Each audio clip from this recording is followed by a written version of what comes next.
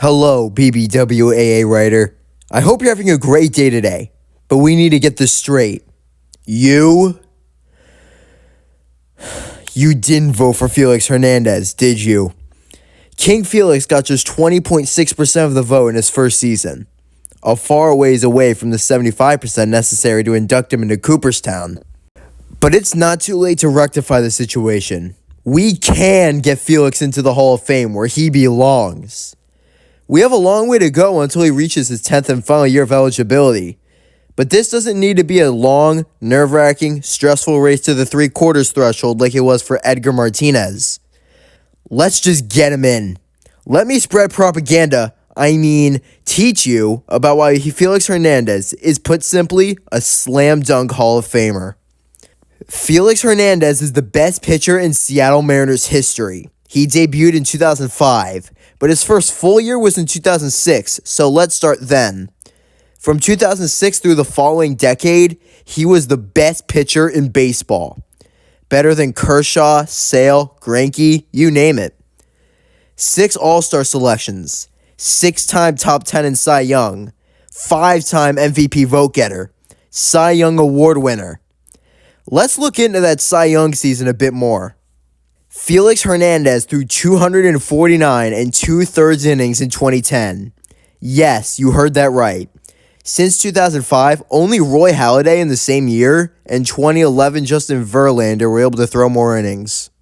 But another way to measure how much mileage a pitcher's arm gets in a season is batters faced, with Felix crossing the 1,000 barrier at exactly 1,001. Only 2014 David Price has also done that since 2005.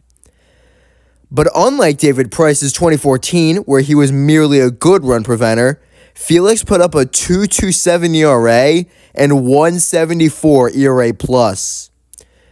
Only 3 other pitchers have done so in the past 35 years. Randy Johnson, Roger Clemens, and Greg Maddux. More than just a Cy Young season, or the season that proved that the pitcher win doesn't matter. Felix Hernández's 2010 season is one of the best seasons ever pitched. And while Felix's 2010, 2009, and 2014 seasons get most of the attention when you look at his career, deservedly so, I'd like to take a look into his 2005 season. He threw 84 1/3 innings with a 2.67 ERA and 1.58 ERA plus. As a 19-year-old. What other 19-year-olds can say the same? Well, not many. Early in the 20th century, all-time great Walter Johnson burst onto the scene at 19 years of age. But with an era-adjusted stat like ERA plus and F4, Hernández was a more effective pitcher. Bob Feller threw an absurd amount of innings at 19, but was just an above-average run preventer, and that was his 3rd season anyway. Nobody else has done quite what Felix did since 1990, and post-integration, only 2 players have had a better teenage season that had absolutely no major league experience beforehand. Gary Nolan in 1967, which oddly never gets talked about either, and Dwight Gooden's 1984. Case in point, it's much, much rarer for a pitcher to make waves in MLB as a teenager than a position player, which is already incredibly rare in his own right.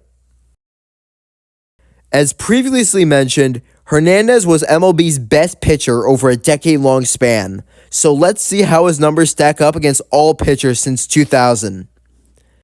Naturally, very few of these pitchers have actually been inducted yet, as several are still active or just retired in the past few years.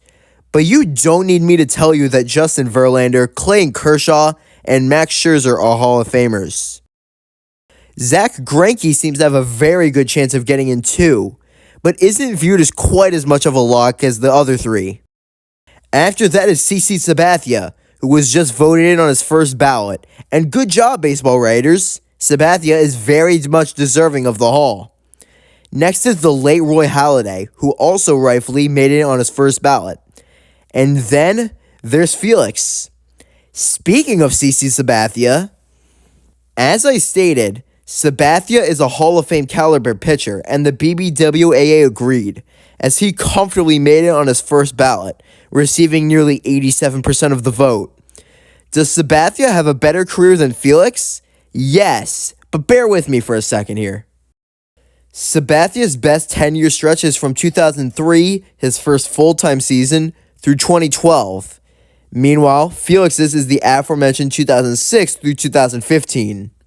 Despite Sabathia being 2 years older than Felix during these respective stretches, Felix very much makes it a conversation.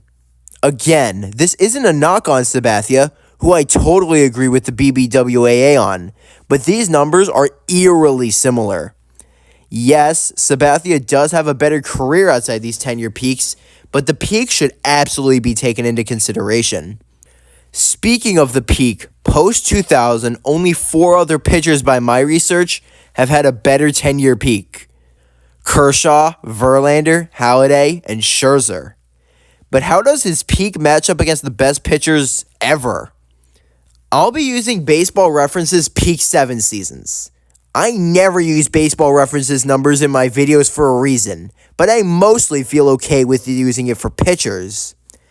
This stat is adjusted so that the most innings a pitcher can throw in a season is 250. That's done because with the standard WAR per peak 7 stat, it's dominated by pitchers from the 19th and early 20th centuries. Felix ranked 65th on this list. That's ahead of Nolan Ryan and only just barely behind pitchers like John Smoltz, Don Drysdale, and Sandy Koufax. The only counter-argument against Felix is clear.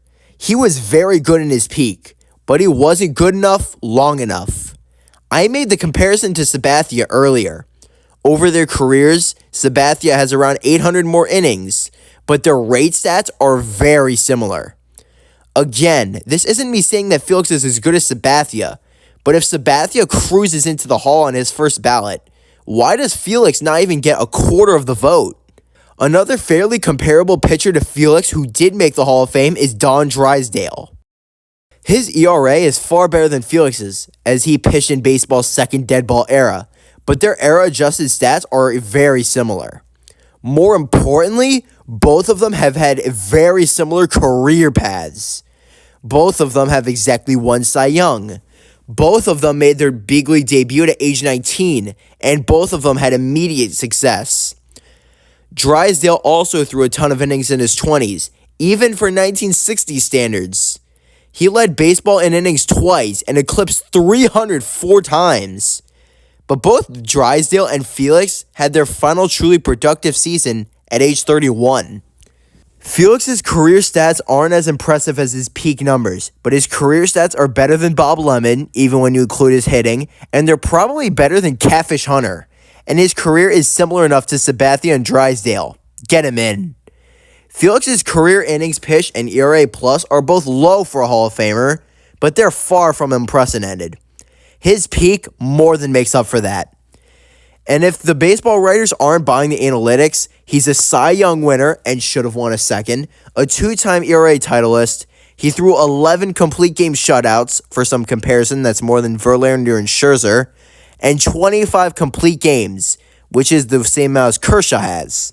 He's a 6-time All-Star, and of course, an owner of a perfect game. Felix Hernández, the 2-2.